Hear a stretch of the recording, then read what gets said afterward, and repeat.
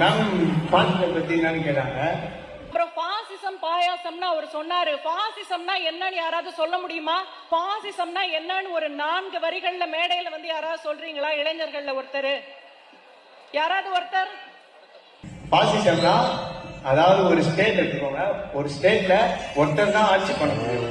ஆனா அந்த ஆட்சி பண்றது கூட யார் வேணாலும் வந்து சேர்ந்துதான். ஆனா அவர் ஒருத்தர் தான் ஆட்சி பண்ண முடியும். அதுதான்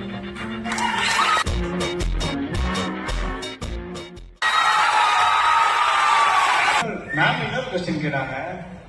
திடீர் அரசியல் சார் பேசினாங்க. சார் பேசினதுக்கு அப்புறம் மேம் கேட்டாங்க, திடீர்னு வரவங்களை பத்தி கொஞ்சம் இதுவா பேசினாங்க. அதுக்கு ஒரு எக்ஸாம்பிள் சொன்னாங்க மேம். திடீர் அரசியல் பற்றி அவர் பேசினாரு. நீங்க என்ன புரிஞ்சுக்கிட்டீங்க? ஒரு கேள்வி கேட்கிறேன். இப்ப நீங்க ஒரு விமானத்துல போறீங்க. கிட்டத்தட்ட 50 வருடம் அனுபவம் இருக்கிற ஒரு பைலட் இருக்காரு. நேத்து தான் கத்துட்டு வந்த ஒருத்தர் இருக்காரு. யார் ஓட்டுனா நீங்க போவீங்க? புதுசா இன்னைக்குதான் கத்துட்டு உங்களை பிளைட்ல கூட்டிட்டு போனா போவீங்களா? அதுதான் திடீர் அரசியல். இத்தனை நாள் வேற என்னவோ பண்ணிட்டு இருப்பாங்க. இப்ப முதலமைச்சர் ஆசை வந்த உடனே என்ன பண்ணுவாங்க?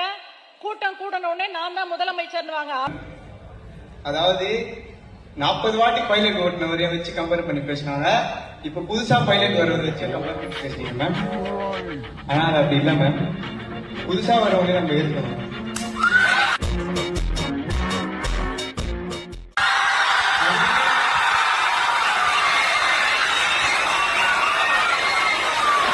பழிசா உணவை மட்டும் தான் ஓடணும்னா அது அப்ப அவனுக்கு மனிதே இல்லை மேம். அதுதான்